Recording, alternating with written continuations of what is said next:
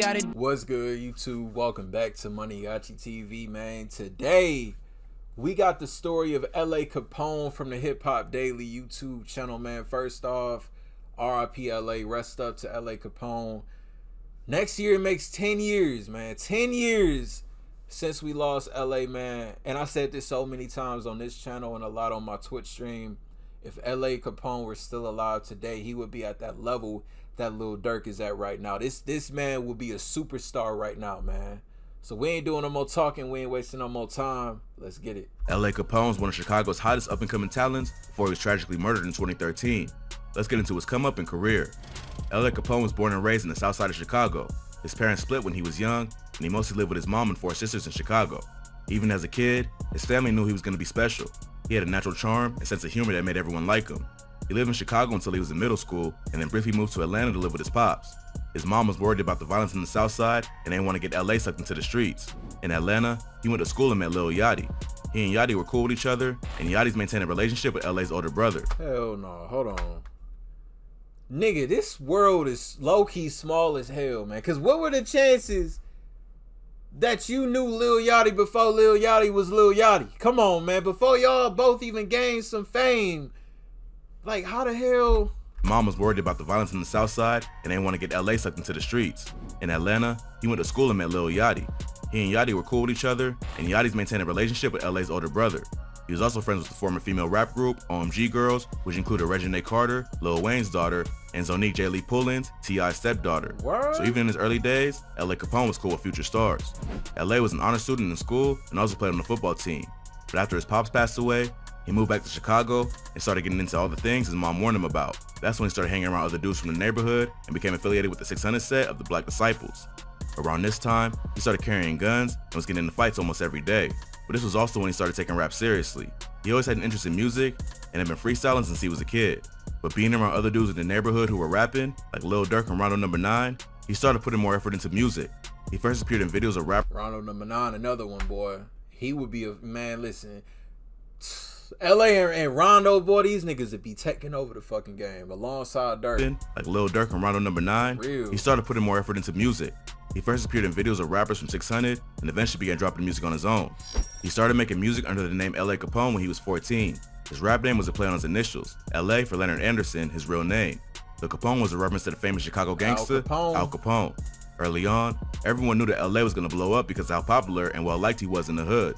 LA's first song was a feature on the track Grimy with Rondo No. 9 and King Bruce, produced by Lex Luger.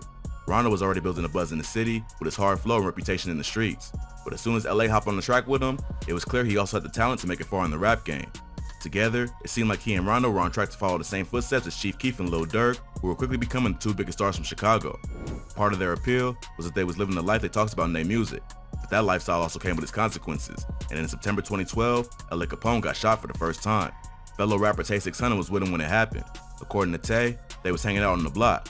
Originally, they had guns on them, but it was so hot that day that they decided to leave him behind and walk from 600 to Front Street to link up with some of their homies.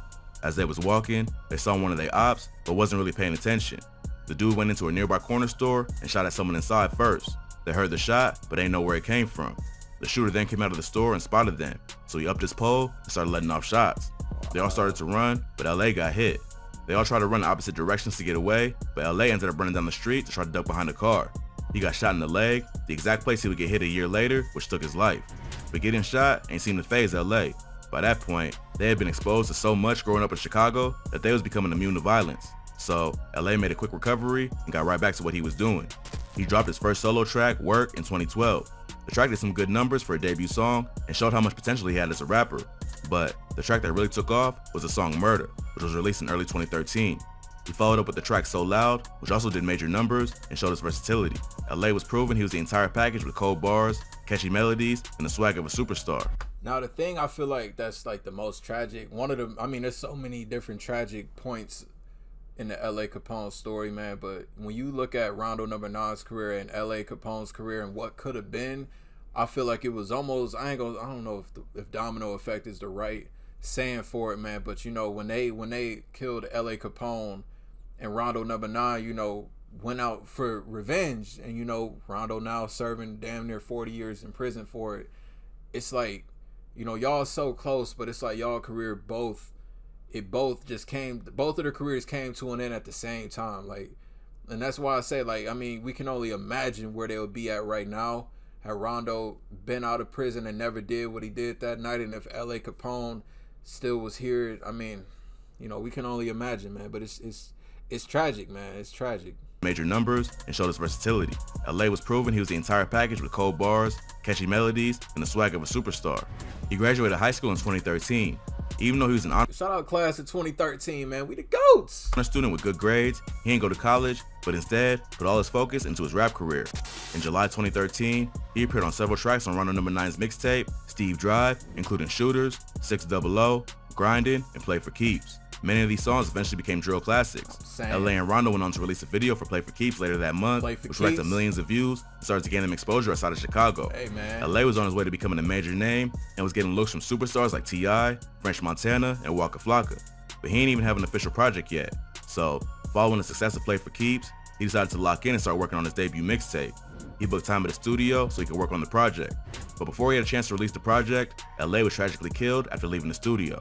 Around 6:30 p.m. on September 26, 2013, LA left the studio on the 7,000 block of South Stony Island Avenue. He walked down the alley to get into a car and was confronted by rival gang members who ended up firing several shots, hitting him in the thigh and lower back. LA's homie JB Bin Laden was with him at the studio right before he was killed, but he decided to walk home in a different direction.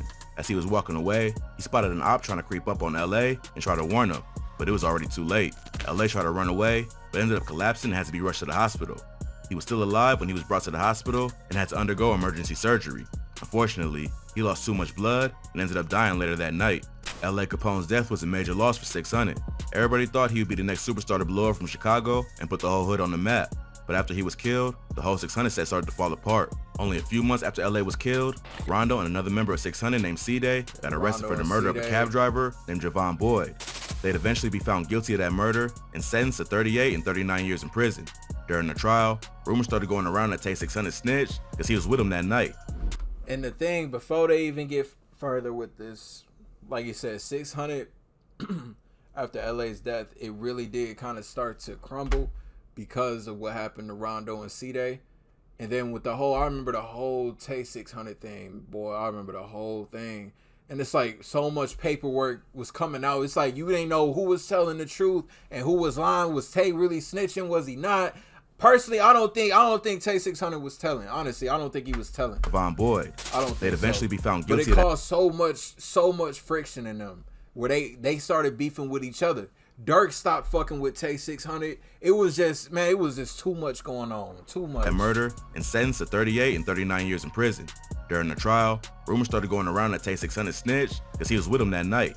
Years later, official paperwork was released that claimed he never actually cooperated with authorities. But by that point, his reputation was damaged, as well as his relationships with other members of 600. So, LA's death was the beginning of the end for 600. About a year after he was killed, 3 men were arrested in connection with his murder. Police identified Saki Hardy Johnson and Michael Mays as the killers. A third suspect, named Miko Buchanan, was also arrested for driving a tail car, meant to protect the other car with the killer inside it. Johnson was sentenced to 60 years in prison, Mays was sentenced to 24 years, and Buchanan was sentenced to 45 years. LA's killers had ties to 051 Money Gang, a set of the Wait, so this nigga gonna get out before Rondo No. 9 and C-Day? car with the killer inside it. What the hell? Johnson was sentenced to 60 years in prison, Mays was sentenced to 24 years, and Buchanan was sentenced to 45 years. LA's killers had ties to 051 Money Gang, a set of the Mickey Cobras, who are known to be for 600. Saki Hardy Johnson, aka Lil Mick, was allegedly the one who shot LA, and the other 2 were accomplices. Police tied him to the murder after arresting Michael Mays, aka Rockhead, for a gun charge. He thought he could beat the case by telling them what he knew about his involvement in the LA Capone murder, but he ended up getting way more time than he would have if he just took the original charge. Damn. Rockhead. Damn. Imagine you telling, thinking that you gonna get no time or a little bit of time, maybe parole, but these niggas give you more time and you told them everything they wanted to hear. And this is what I be saying, man. Don't be cooperating with these niggas, man. Because if they want to give you all that time, they gonna give you all that time. Nigga, I'll be so damn high. I wanna punch the fucking judge. Like I told y'all everything y'all wanted to know. Y'all give me more time. I could have stayed silent and got less time. Imagine. Arresting Michael Mays, aka Rockhead, for a gun charge. He thought he could beat the case by telling them what he knew about his involvement in the LA Capone murder. That's crazy. But he ended up getting way more time than he would have if he just took the original charge. Rockhead implicated Lil Mick as a shooter and Miko as an accomplice. He told. By the end of the investigation, they all ended up snitching on each other and confessed their involvement to the police to avoid getting life in prison. 051 Money Gang and 600 had been beefing for several years. LA's murder was rumored to be retaliation for the murder of a 14-year-old member of 051 Money Gang named Fats or Fathead. Fats was killed on June 22, 2012 while walking with his cousin to a corner store. A van drove past him while they was walking, then minutes later, a hooded gunman snuck up behind them and killed Fats. It's said that 600 was responsible for the death of Fats. It's also been said that LA may have been in the van at the time of the murder. But even if he wasn't involved, LA was a well-known member of 600 and would have been a major target for ops from rival gangs. To Separate Myself, the mixtape that LA was working on at the time of his death, was eventually released in 2014. It was a compilation of old and unreleased tracks and featured appearances from Rondo, S. Dot, Lil Chief Dinero, and Lil Durk. The final track on the album, Brothers, was the last verse he recorded right before he was killed. LA Capone's death was not only a major loss to 600, but the entire Chicago drill scene. He had a natural talent and energy that made everybody love him. He'd probably be a superstar today if he hadn't been killed at such a young age, or at least could have made it out the hood and helped his family.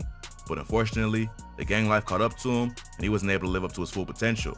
But other members of 600 and OTF have continued to carry on his legacy, and his name will live on through his music and the people he inspired. I feel like, this story, just watching this, with everything, all the craziness that's going on in Chicago right now involving the O Block and just a lot of people, it's like, man, this thing in Chicago been going on for a long time. We lost, this is just a portion. LA is just one piece of all the people we lost when it came down to Chicago, man. LA, Young Pappy, Duck, Little Mister. Like both sides lost so many people, man. So much promising talent either locked up or just long gone. It's crazy, man. It's been going on for so long, man. R.I.P. LA Capone. The story of LA Capone, link down below in the description for y'all to check it out in its entirety, uninterrupted. Y'all new to the channel, y'all rock with me, want daily reaction videos, hit that subscribe button for me. To the next video, I'll see y'all then. Thank you for watching Maniaci TV. I'm out.